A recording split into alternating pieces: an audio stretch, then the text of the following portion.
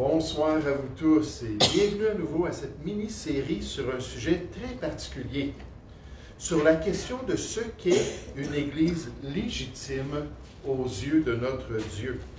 Une question qui fut suscitée par la réaction de certains chrétiens face à la crise actuelle et surtout face à la direction que les dirigeants de l'Église ont pris quant aux mesures sanitaires poussées par les autorités gouvernementales. Et à la lumière de ce désir de se réunir autrement, de ce besoin de former des cellules maison pour avoir la liberté de suivre sa conscience et de pratiquer ce qui est bien, nous nous posons la question suivante en tant que chrétiens bibliques. Est-ce que ces églises maisons sont vraiment légitimes? Est-ce que ces églises maisons sont vraiment légitimes? Ces cellules maison vont-elles suivre la structure biblique de l'Église locale? Pas parce qu'elles se réunissent dans une maison, on a déjà parlé de ça, mais à cause des manquements potentiels à la volonté de Dieu, si ces églises ne suivent pas les instructions de la parole de Dieu. Le but est de s'assurer d'honorer le Seigneur par les pratiques des chrétiens et de se soumettre à son plan pour les regroupements des enfants de Dieu. Les Écritures ordonnent, soit donc que vous mangiez, 1 Corinthiens 10, 31, soit que vous buviez, soit que vous fassiez quelque autre chose, faites tout pour la gloire de Dieu. Faites tout, incluant votre rassemblement dans des cellules maison pour la gloire de Dieu, afin d'honorer le Seigneur et d'être digne de son plan et de sa volonté pour l'Église locale. Par exemple, nous avons considéré dans notre introduction de cette mini-série que pour suivre la structure biblique pour l'Église locale, il est nécessaire d'avoir des dirigeants dignes. Il est nécessaire, il est crucial, il est tellement important d'avoir des dirigeants dignes, des dirigeants appelés de Dieu et reconnus comme tels par l'Assemblée chrétienne, des dirigeants qualifiés selon les hauts standards bibliques de la parole de Dieu, des dirigeants qui ont l'expérience de la parole afin de bien guider le peuple de Dieu dans les voies du Seigneur. Paul a même dit au jeune Timothée que s'il faisait tous ses efforts pour être un bon étudiant minutieux des Écritures, qu'il se sauverait lui-même, 1 Timothée 4,16, et qu'il sauverait ceux qui l'écoutaient. Donc, il se délivrerait de l'erreur, il se délivrerait des fausses philosophies humaines, il se délivrerait des hérésies qui étaient populaires à son époque, et il délivrerait l'Église d'Éphèse, dont il était le pasteur intérim pendant un certain temps. Et de tels dirigeants dignes sont très importants pour suivre la structure de la parole de Dieu. Mais de même, en considérant la structure de l'Église locale d'après les instructions du Nouveau Testament, un autre élément très stratégique d'une Église locale digne est la présence d'un cadre moral digne d'une assemblée chrétienne. Un cadre moral digne d'une assemblée chrétienne. Dieu, connaissant la faiblesse de la chair de l'enfant de Dieu et le fait que les croyants ont un cœur qui est tortueux et méchant, comme celui du restant de l'humanité, a établi l'Église locale afin qu'elle offre aux chrétiens un cadre moral, une structure morale, un rempart spirituel qui les empêche de déraper dans leur vie chrétienne, qui les encourage, on va voir ça dans les Écritures dans un instant, à faire ce qui est bien, qui les excite à l'amour et aux bonnes œuvres, qui les exhorte à pratiquer toutes les œuvres que le Seigneur a préparées d'avance pour chacun d'eux, tout en les encourageant à se détourner du mal qui est attaché à leur vieil homme ou à leur vieille nature, à rejeter leurs péchés et à vivre dans ce monde selon la sainteté et la pureté devant Dieu et devant son peuple. Voilà ce que je veux dire par un cadre moral nécessaire qui est fourni par une Église locale digne de ce nom. Une Église qui prêche la vérité, une Église qui condamne le péché, Une Église qui détourne ses membres des œuvres infructueuses des ténèbres, afin que tous vivent pour la gloire de leur grand Dieu et Sauveur. Et la cellule de l'Église maison doit avoir cette structure morale si cruciale pour le chrétien. Elle ne doit pas simplement être un petit club social d'enfants de Dieu.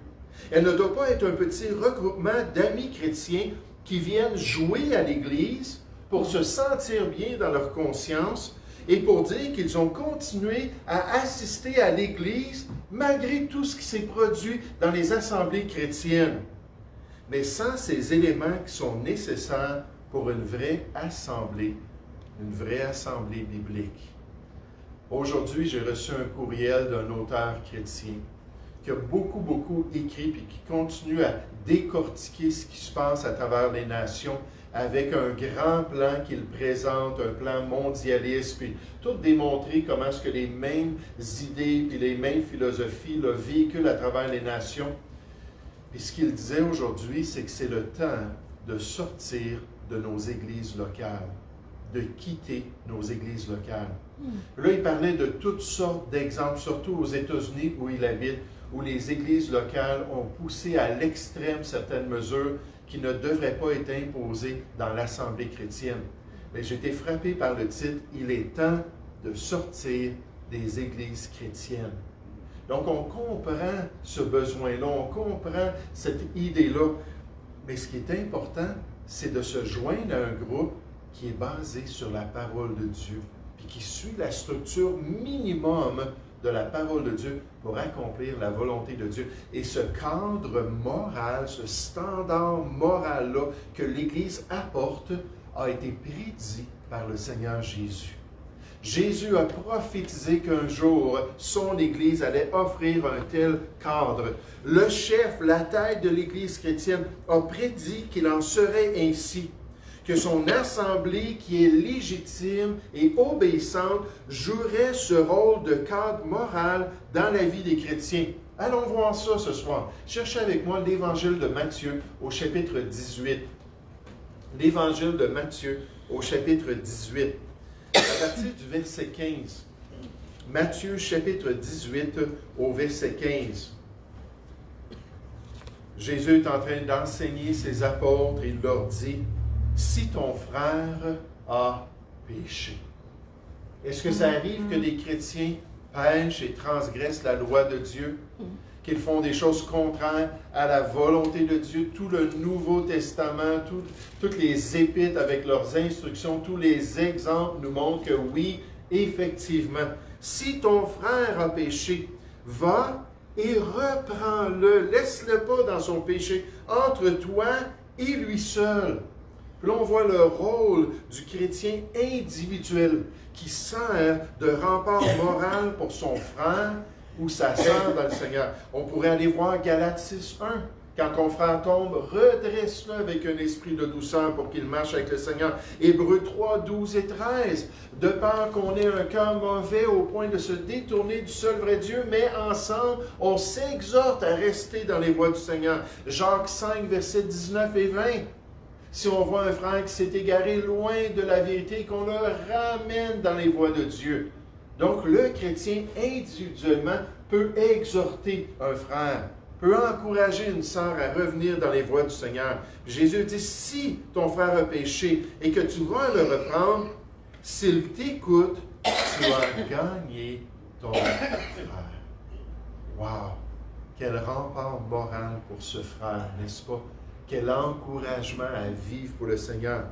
Mais s'il ne t'écoute pas, verset 16, prends avec toi une ou deux personnes, d'autres chrétiens qui se joignent à cet effort-là, afin que toute l'affaire se règle sur la déclaration de 2 ou 3 témoins. S'il refuse de les écouter maintenant, c'est bien avant l'établissement de l'Église. Il dit, s'il refuse de les écouter, dis-le à l'Église, à l'Assemblée chrétienne, la colonne et l'appui de la vérité qui sert de rempart moral dans le plan de Dieu. Et s'il refuse aussi d'écouter l'Église, qu'il soit pour toi comme un païen ou un publicain. Je vous le dis en vérité, tout ce que vous lirez sur la terre sera lié dans le ciel. Dans ce contexte-là, avec l'intervention du Seigneur, avec sa direction dans tout le processus, et tout ce que vous délirez sur la terre sera délié dans le ciel. Je vous dis encore que si deux d'entre vous s'accordent sur la terre pour demander une chose quelconque, étant fait dans un esprit de prière et d'intercession pour ce frère-là, elle leur sera accordée par mon Père qui est dans les cieux, car là où 2 ou 3 sont assemblés en mon nom, je suis au milieu d'eux. Je vous donne ces instructions et je vais bénir votre obéissance, alors que vous êtes un rempart pour les chrétiens, pour qu'ils marchent correctement dans les voies du Seigneur. Jésus l'avait bien prédit, puisque c'est sa volonté et son plan pour l'Église. Si elle est légitime, si elle est obéissante, si elle pratique ses instructions pour ralentir le mal parmi ses rangs, pour être du sel parmi les chrétiens. Mais vous savez, un des phénomènes que j'entends et qui scandalise les enfants de Dieu dans les assemblées en ce moment, c'est ce phénomène-là du concubinage. Des chrétiens, des gens qui se disent chrétiens, qui se disent sauvés, qui habitent ensemble sans être mariés. Alors qu'Hébreux 13,4 nous dit que le mariage soit honoré de tous dans l'œuvre de Dieu. C'est le Seigneur qui désire ça. Et là, on voit toutes ces églises-là qui tolèrent ça. Ces églises-là qui acceptent ces couples-là, qui justifient leur conduite. Alors que la Bible, le Nouveau Testament, appelle cela de la débauche. Et ces églises-là ne font pas ce rempart moral-là pour les enfants de Dieu. Peut-être parce qu'ils sont immatures, peut-être parce qu'ils n'ont pas le discernement spirituel, peut-être parce qu'ils sont indignes en permettant ce péché et d'autres péchés majeurs chez les chrétiens. Mais vous savez, on n'a pas besoin de regarder bien loin, même dans le Nouveau Testament, on a l'exemple de l'Église de Corinthe. L'Église de Corinthe qui avait négligé cet aspect ou ce rôle de rempart moral pour les croyants, qui n'avaient pas pratiqué cela, qui n'avaient pas empêché le mal parmi ses rangs, qui n'avaient pas discipliné les chrétiens qui s'étaient livrés au vice dans leur assemblée. Les dirigeants n'avaient pas repris et n'avaient pas censuré les mauvaises influences iniques parmi les disciples. Et c'est pourquoi Dieu l'utilise comme un mauvais exemple pour nous montrer ce qu'une Église ne doit pas faire. Et là, ça a pris l'intervention de l'apôtre Paul, un fidèle dirigeant de l'Église de Jésus-Christ, pour nettoyer tout ce chaos-là qu'il y avait dans cette assemblée. Cherchez avec moi la première épître aux Corinthiens, au chapitre 5. Et vous allez voir l'attitude de ces chrétiens-là, l'attitude de ces dirigeants, l'attitude de l'assemblée en général en face du mal. Et comme c'est triste, n'est-ce pas, quand on voit des gens qui ne font aucun cas de cela, qui apprennent que les chrétiens sont dans des péchés majeurs, connus, et qu'ils ne le cachent pas, qu'ils se livrent en plein jour à ces péchés-là, donc ce n'est pas caché, ce n'est pas en privé. Puis ça discrédite l'œuvre de Dieu, et pourtant, l'Assemblée chrétienne tolère ça. Alors que Dieu veut qu'elle soit un rempart, que ce soit une église maison, une assemblée locale normale, elle doit être un rempart pour les enfants de Dieu. Il faut que ça soit établi, il faut que ça soit compris comme cela. Et quand on commence à reprendre, puis quand on commence à aborder cette question-là avec des chrétiens, si les chrétiens ne sont pas habitués à entendre cela, là, ils vont réagir, ils vont juste quitter l'assemblée. Mais il faut que ça soit établi dans la mentalité, dans l'enseignement. 1 Corinthiens chapitre 5 au verset 1, on entend dire généralement qu'il y a parmi vous de la débauche pornéa, perversion sexuelle, un dérivé du mot qui veut dire pornographie, donc vraiment de l'impureté au niveau sexuel. Et une débauche telle qu'elle ne se rencontre même pas chez les païens. Les Grecs de Corinthe avaient des principes, ils avaient des valeurs, ils avaient une certaine moralité. Et ce que les Corinthiens pratiquaient, ce n'était pas bien vu dans la société. Alors, il y avait toutes sortes d'autres choses. Je lis beaucoup sur les Grecs en ce moment, puis sur surtout la période classique de la Grèce. J'avais acheté un livre pour me préparer à mon voyage, puis je ne l'ai jamais complété. C'est un gros bouquin. Je continue à chaque jour à lire un petit peu. et d'apprendre que chaque homme en Grèce avait le droit d'avoir des relations extra-conjugales. Donc, c'était vu comme quelque chose de nécessaire pour l'homme. Donc, il y avait son épouse, mais il pouvait aller voir des prostituées. S'il avait des esclaves féminins, il pouvait coucher avec les esclaves féminins ou masculins. C'était très, très bien vu. Ah, c'était une société très corrompue. C'est pas étonnant qu'un Corinthiens 6, 18 dit « Fuyez la débauche ». Hein, vous qui habitez dans cette société-là. Mais là, le fait de coucher avec l'épouse, on va le voir, de son père, ça, c'était tabou. Hein, quand quelqu'un me dit en prison, je parlais avec quelqu'un, puis il y a une moralité en prison, tu peux avoir tué quelqu'un, tu peux avoir volé des centaines de millions de dollars de fonds de retraite de personnes, tu peux avoir fait toutes sortes de choses, c'est pas grave, mais si tu as abusé d'un enfant, puis on sait que c'est terrible là, de penser à ça, ou si tu as abusé d'une femme, oh, là, prépare-toi parce que tu vas y passer. Il y a une certaine moralité qui se développe comme ça. Mais regardez comment est-ce qu'on décrit ça. Une débauche telle qu'elle ne se rencontre même pas chez les païens, les non-sauvés de votre société grecque, c'est au point que l'un de vous a la femme de son père. Et, verset 2, vous êtes enflés d'orgueil. Ils étaient fiers. Ils se réjouissaient de cette réalité-là, que cet homme-là avait le privilège d'aller coucher avec la femme de son père. C'était correct pour eux. Et vous n'avez pas été plutôt dans l'affliction. Le mot affliction, littéralement, c'est le mot pleurs, dans les pleurs. Vous n'avez pas été attristé, vous n'avez pas eu le cœur brisé par cette situation, afin que celui qui a commis cet acte soit ôté du milieu de vous.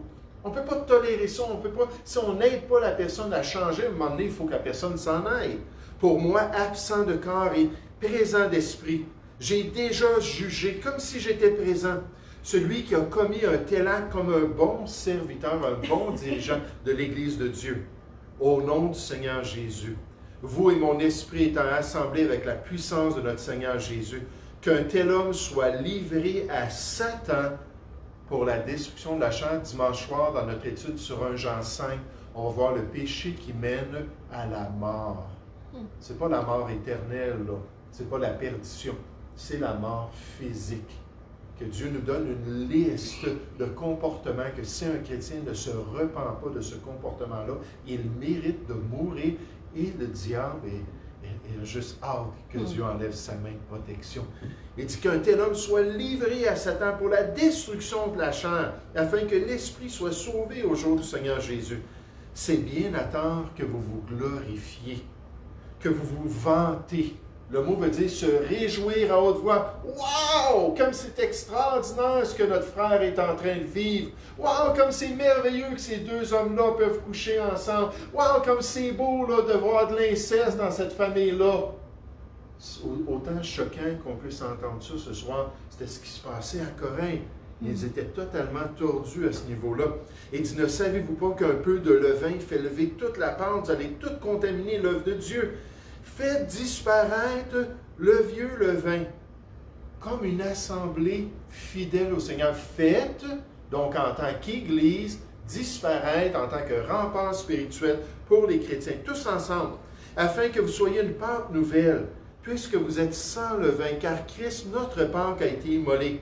Célébrons donc la fête, non avec du vieux levain, non avec le levain de malice et de méchanceté, mais avec les pains sans levain de la pureté et de la vérité. Je vous ai écrit dans ma lettre de ne pas avoir de relation avec des débauchés, des gens qui pratiqueraient ça. Comment ça que vous tolérez ça au milieu de vous?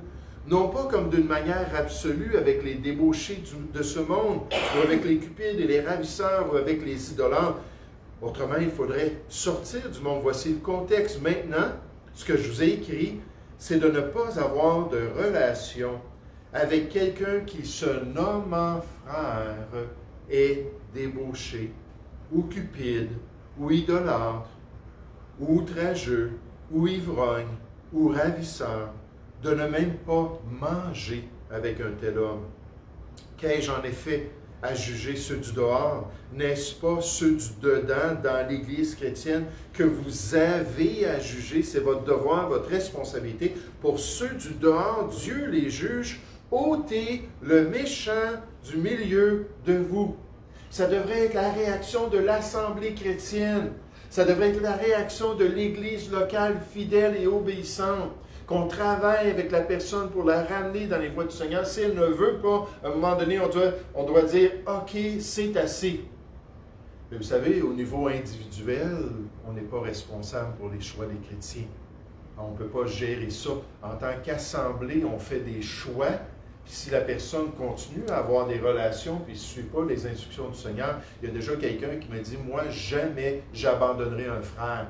Peu importe quoi, j'abandonnerai pas un frère. » La Bible nous dit que c'est le contraire. On va voir un exemple tout à l'heure de cela, où c'est très clair que si un frère est en train de nous contaminer, si un frère est un mauvais exemple pour nous, une mauvaise influence, comment est-ce qu'on dit ça en Corinthiens 15:33, les mauvaises compagnies, merci. Les mauvaises compagnies corrompent les bonnes mœurs. Dieu dit, ne vous y trompez pas, là. Il faut s'éloigner de cela. Une église locale ou une cellule maison qui ne le fait pas, qui n'offre pas ce cadre moral aux chrétiens, désobéit au Seigneur. Et elle n'est pas une assemblée légitime. Encore une fois, je vous dis, si elle se rencontre comme un club social, juste pour dire, on ne peut plus aller à notre église locale, on va venir avec des frères et sœurs, on va lire la parole de Dieu, on va chanter des cantiques, on va prier ensemble, peut-être même prendre le repas du Seigneur ensemble. Puis là, on aura accompli l'œuvre de Dieu. Non, il faut que ça soit plus que cela. Il y a une structure que Dieu commande. Jésus dit, je bâtirai mon Église et c'est mon assemblée et voici ce que moi je demande concernant l'Église locale. Par contre, on a aussi des bons exemples dans les Écritures. Et moi, je pense à différents passages comme Apocalypse chapitre 2 où l'Église d'Éphèse avait vraiment travaillé pour chasser des faux frères puis s'assurer d'avoir des bonnes personnes au milieu d'eux, mais des bonnes assemblées qui, elles, vont continuer à faire ce qui est bien, que ce soit populaire ou non. 2 points que je vous ai présentés dans cette mini-série-là, 2 points principaux et 2 sujets que j'ai abordés qui déjà vont faire grincher ceux qui vont entendre ça. Premièrement, la semaine passée, je vous ai mentionné que des dirigeants dignes, ce n'est pas des femmes prédicateurs. Ça, c'est interdit dans la parole de Dieu. Oh boy, c'est pas populaire, ça. Puis deuxièmement, je suis en train de vous dire que le concubinage puis d'autres péchés majeurs comme ça qui sont jugés par la parole de Dieu ne doivent pas être tolérés dans l'Église locale. Puis encore une fois, les gens n'aiment pas ça. Des fois, on vient visiter à l'Assemblée, puis on pose la question, pourquoi vous êtes tellement petit? Pourquoi est-ce qu'il n'y a pas plus de gens que ça? Puis il y a différents facteurs là, que je pourrais nommer. Mais je pense qu'un des facteurs, c'est qu'on essaie de suivre la Bible. On essaie d'être aussi strict que les Écritures nous demandent d'être stricts. On essaie d'être aussi contraignant envers les chrétiens que la Bible nous demande de l'être, nécessairement en gardant une bonne attitude, en ayant l'amour du Seigneur pour proclamer sa vérité dans l'amour. Éphésiens 4, au verset 15, avec le bon esprit. Quand dans 2 Timothée chapitre 4, au verset 2, on nous dit même le dirigeant doit reprendre les chrétiens dans l'Église et doit les exhorter, les censurer s'ils enseignent de mauvaises choses. Et il dit, mais qu'il le fasse avec le bon esprit, avec douceur, puis avec respect, puis avec amour, pour encourager les gens à faire les bons choix. Cherchez avec moi la 2e épître aux Thessaloniciens. Puis connaissant l'Église de Thessalonique, voyant comment elle a réagi en face des instructions de Paul, que leur amour devait augmenter. Paul leur a mentionné ça dans les Thessaloniciens 4. Et dans 2 Thessaloniciens chapitre 1, il a dit « Bravo, votre amour a augmenté les uns pour les autres. » Que leur foi devait grandir pour accomplir la volonté de Dieu. Parmi toutes les persécutions, 2 Thessaloniciens chapitre 1, on nous dit que votre foi a fait de grands progrès dans le Seigneur. Mais à chaque fois, on voit cette assemblée-là sensible envers la volonté de Dieu. Et moi, je pense que le contexte qu'on va voir, s'il y avait une 3e épître aux Thessaloniciens, on verrait que l'Église a agi envers les gens qui n'accomplissaient pas la volonté de Dieu. 2 Thessaloniciens chapitre 3, verset 6, juste en passant, pour ceux qui disent « Jamais j'abandonnerai un frère », Dieu nous dit le contraire ici. nous vous recommandons, 2 Thessaloniciens 3,6, frères, au nom de notre Seigneur Jésus-Christ, la tête, le chef de l'Église, de vous, en tant que chrétiens et assemblés, vous éloigner de tout frère qui vit dans le désordre. Puis là, il va expliquer c'était quoi le désordre chez les chrétiens à Thessalonique. Mais ce n'est pas juste cet exemple-là. Il dit, et non selon les instructions que vous avez reçues de nous. Donc, les autres doctrines chrétiennes, puis les autres pratiques qui sont nécessaires dans l'Église de Jésus-Christ, tout ce qui est contraire à la volonté de Dieu, puis qu'un chrétien refuse de faire, Dieu nous dit, éloigne-toi de lui. Ce n'est pas un bon chrétien à avoir dans ta vie. 2 Timothée 2, verset 22, de poursuivre la justice, puis l'amour, puis la foi avec ceux qui ont un cœur pur, pas quand ils sont désobéissants à la parole de Dieu. Verset 7. Vous savez vous-même comment il faut nous imiter, car nous n'avons pas vécu parmi vous dans le désordre. Là, Paul va nous donner le contexte. Nous n'avons mangé gratuitement le pain de personne, et combien de chrétiens veulent faire ça? Aller chez les gens, puis profiter de l'amour des chrétiens, leur générosité, puis juste bénéficier d'eux, sans faire leur part.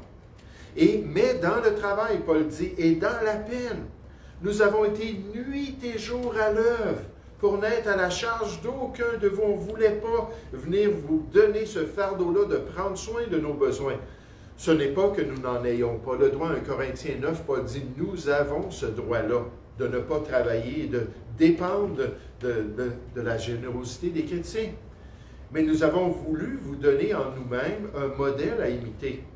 Car lorsque nous étions chez vous, et c'était déjà en train de paraître dans l'Assemblée, nous vous disions expressément, si quelqu'un ne veut pas travailler, pas ne peut pas travailler, ne veut pas travailler, qu'il ne mange pas non plus. Nous apprenons cependant qu'il y en a parmi vous quelques-uns qui vivent dans le désordre, qui ne travaillent pas, mais qui s'occupent de futilité. Je veux juste mentionner que j'ai toléré ici à l'Assemblée depuis 2 ans et demi, 3 ans, quelques personnes qui sont venues ici pendant un certain temps qui ne travaillaient pas à cause du contexte du travail pendant la pandémie. Là, j'ai regardé ça et j'ai dit, OK, on va être plus patient que d'habitude. Mais dans le passé, quand je voyais quelqu'un qui ne travaillait pas, qui refusait de travailler, qui avait la capacité de travailler, qui avait l'âge pour travailler, qui n'avait aucune raison, et là, à ce moment-là, je le mettais en garde de ne pas continuer à ne pas travailler parce que c'est ce que Dieu veut dans ce contexte. Encore une fois, il y a toutes sortes de contextes. Verset 12, nous invitons ces gens-là et nous les exhortons par le Seigneur Jésus à manger leur propre pain en travaillant paisiblement. Puis remarquez le mot paisible ici parce que c'est le fruit de l'obéissance à Dieu. Lorsqu'on met de l'ordre, Dieu n'est pas un Dieu de désordre, mais de paix. Lorsqu'on met de l'ordre dans notre vie. Pour vous, frères, ne vous lassez pas de faire le bien pour le restant dans l'Église. Et si quelqu'un n'obéit pas à ce que nous disons par cette lettre, notez-le. Et encore une fois, n'ayez point de relation avec lui, afin qu'il en éprouve de la honte. Ne le regardez pas comme un ennemi, mais avertissez-le comme un frère, parce que c'est le rôle de l'Église, ce cadre moral, cette structure-là spirituelle pour aider le chrétien. Que le Seigneur de la paix, en face de tout cela, vous donne lui-même la paix en tout temps, de toute manière, comme un beau fruit de votre obéissance, que le Seigneur soit avec vous. Et pour être une assemblée légitime, une cellule maison ou une assemblée locale standard, ça prend un cadre moral. Il faut que les chrétiens soient suivis. Et si on apprend qu'ils pratiquent des choses, il faut les reprendre et les aider à se détourner de leurs péchés. Si l'assemblée locale ne fait pas cela, alors elle n'est pas légitime dans ses actions. Nous allons prier ensemble. Merci Père Céleste encore une fois pour les vérités de ta parole. Merci pour, Seigneur, ce miroir spirituel qui nous aide à regarder l'Église locale, qui nous aide à contempler le fait que tu n'es pas un Dieu de désordre, Seigneur. Tout est structuré dans ton œuvre. Et nécessairement, cette structure-là, que ce soit dans une assemblée qui est développé, une assemblée qui a pignon sur rue, une assemblée qui a de l'expérience depuis des années, ou une nouvelle assemblée, une cellule maison, peu importe. Seigneur, ça prend cette structure. Je te prie que tu puisses aider les chrétiens à se joindre à des groupes qui honorent la parole de Dieu et qui veulent suivre tes instructions. Je te prie au nom du Seigneur Jésus. Amen.